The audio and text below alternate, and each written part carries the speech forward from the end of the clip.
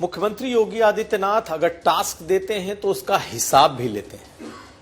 7 सीटों में जीत का गुमान नहीं, लेकिन 2 सीटों में हार पर उन्होंने अपने सबसे वरिष्ठ और सबसे करीबी मंत्री की कैसे लगाई है क्लास।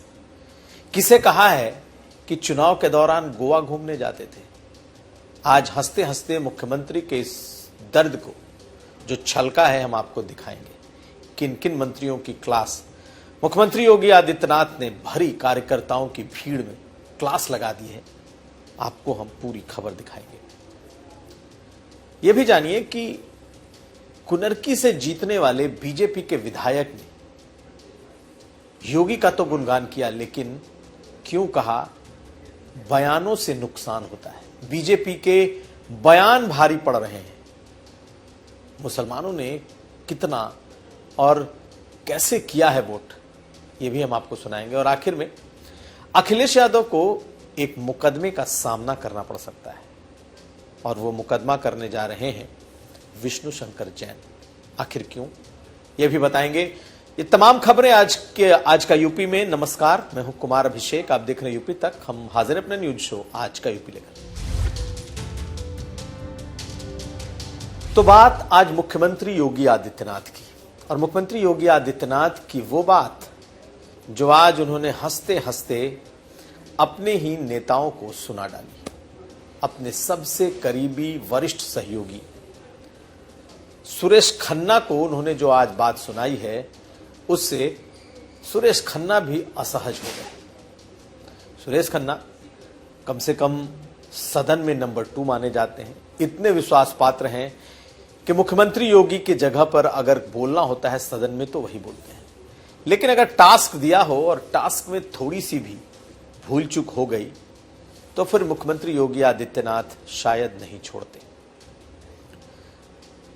क्लास कैसे लगाया जाता है ये हम आज आपको दिखाने जा रहे हैं। बीजेपी 9 में से 7 सीटें जीती है। बीजेपी को खुश होना चाहिए, गुमान उसको होना चाहिए कि उसका स्ट्राइक रेट इतना है।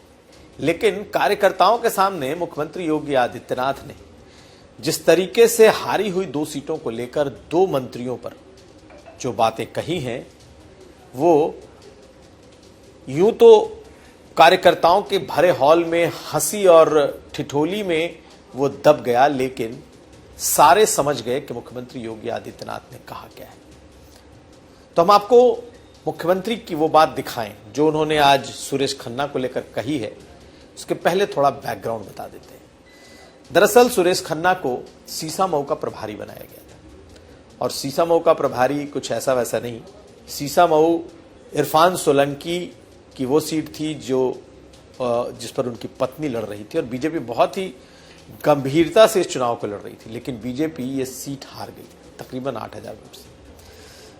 सभी लोगों ने, बाकी तमाम जीते हुए लोगों के साथ साथ उन तमाम मंत्रियों का पूरी तारीफ की।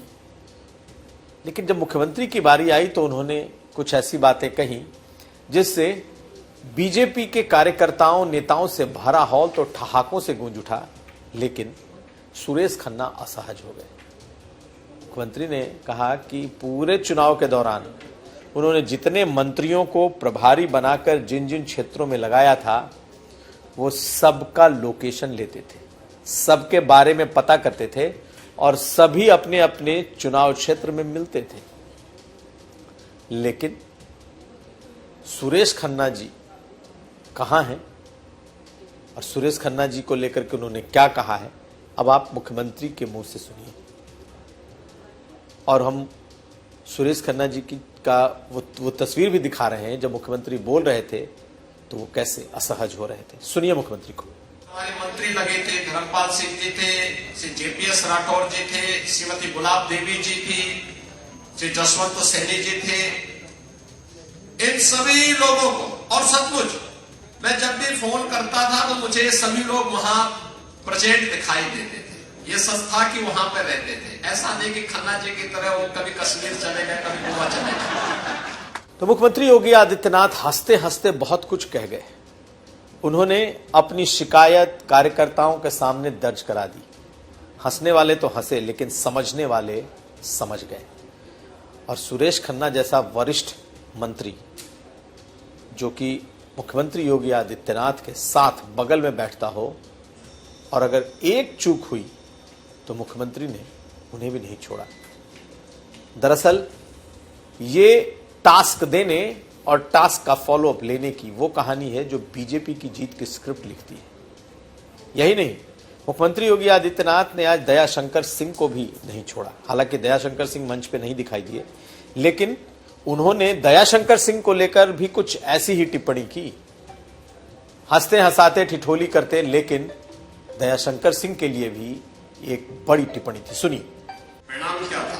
वहां पर हम लोगों ने 2 मंत्री लगाए थे, एक राकेश सचान जी थे और दूसरा दयाशंकर जी तो खन्ना जी के पड़ोसी है, दोनों एक ही खाते रहते, दोनों एक ही साथ रहते हैं, तो एक साथ खाते हैं तो एक साथ रहते हैं, और वही वहां पर वही परिणाम उनके साथ में देखने को मिलता था। तो ये सुनने में तो ऐसा लगा मानो मुख्यमंत्री मजाक कर रहे हो, लेकिन इसके पीछे बहुत गंभीर मैसेज छुपे हुए थे। यानी चुनाव में कोई कोताही बर्दाश्त नहीं होगी, और वो भी तब जब चुनाव मुख्यमंत्री के हाथ में हो। अब अगली खबर।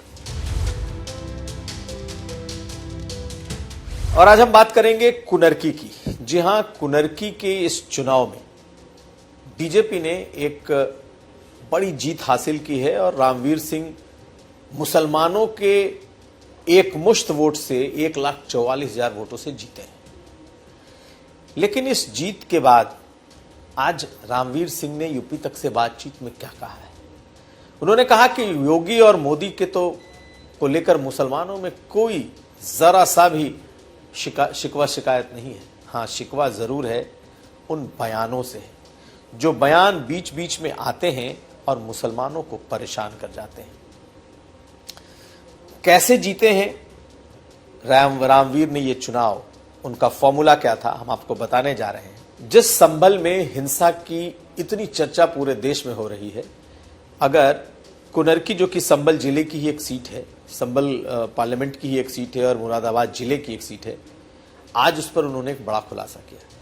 उन्होंने कहा कि दरअसल हिंसा की स्क्रिप्ट चुनाव के तुरंत बाद लिखी गई थी। यही नहीं, इस मंदिर में सर्वे का याचिका दायर करने वाले का संबंध समाजवादी पार्टी के उस नेता से है जिसने इस हिंसा को पूरी तरीके से प्लान किया है। यानी कि सर्वे के लिए कौन गया, सर्वे के लिए किन्होंने अदालत में अर्जी दी, उनके संबंध उन्होंने समाजवादी पार्टी के नेताओं से जोड़ दिए। सुनिए। सर्वे क्यों हुआ?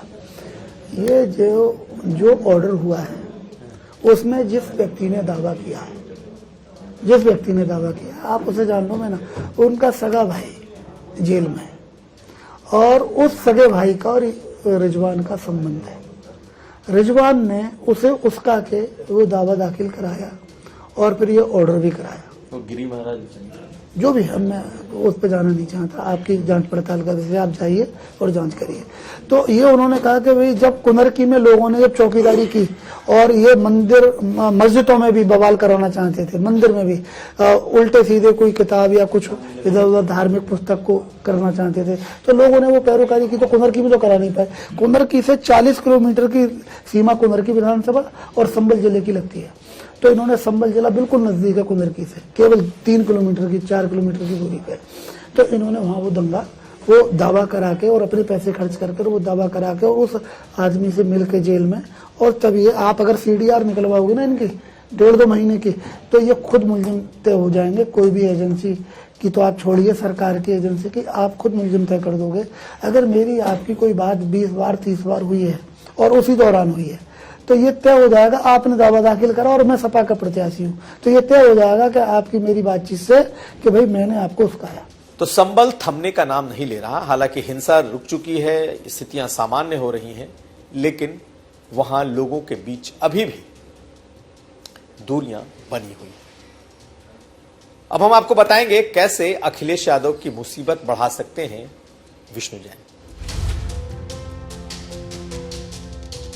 संभल की जामा मस्जिद में जो हुआ उसके बाद से अखिलेश यादव लगातार विष्णु जैन और उनके पिता दोनों पर निशाना साध रहे हैं कि इन लोगों की वजह से यह नौबत यहां तक पहुंची कि दंगे जैसे हालात हो गए और 4 या 5 लोगों की मौत हो गई। पूर्व मुख्यमंत्री अखिलेश यादव लगातार अपने हमले उन्होंने विष्णु जैन पर कर रखे हैं, ट्विटर के जरिए, सोशल मीडिया के जरिए। लेकिन अब ऐसी बात निकल करके आ रही है कि एक जो ट्वीट अखिलेश यादव ने किया था जिसमें जय श्री राम के नारे लगाते हुए उस मस्जिद में जाने का जिक्र था, अब उसी ट्वीट को लेकर, उसी एक्स पोस्ट को लेकर विष्णु जैन अब अखिलेश यादव के खिलाफ कानूनी कार्रवाई करने की बात कह रहे हैं। यूपी तक से बात की थी विष्णु जैन ने और उन्होंने कहा कि अखिलेश यादव ने ये गलत बात फैलाई कि मैं जय श्री राम के नारे लगाता हुआ उस मस्जिद में जा रहा था। ये सर्वे के बाद जब पुलिस उन्हें स्कॉट कर लेकर वापस जा रही थी हिंदू इलाके से, ये तब की तस्वीर है और उन्होंने ये गलत पोस्ट किया। अब इस मुद्दे को लेकर वो अदालत का दरवाजा खटखटाने वाले हैं। खैर, अब देखना है कि क्या ये सियासी लड़ाई क्या वकील और सियासतदान के बीच भी होगी, इस पर हमारी नजर रहेगी। तो ये था आज का यूपी। हम कल फिर हाजिर होंगे। हमें दीजिए इजाजत और आप देखते रहिए यूपी तक। नमस्कार।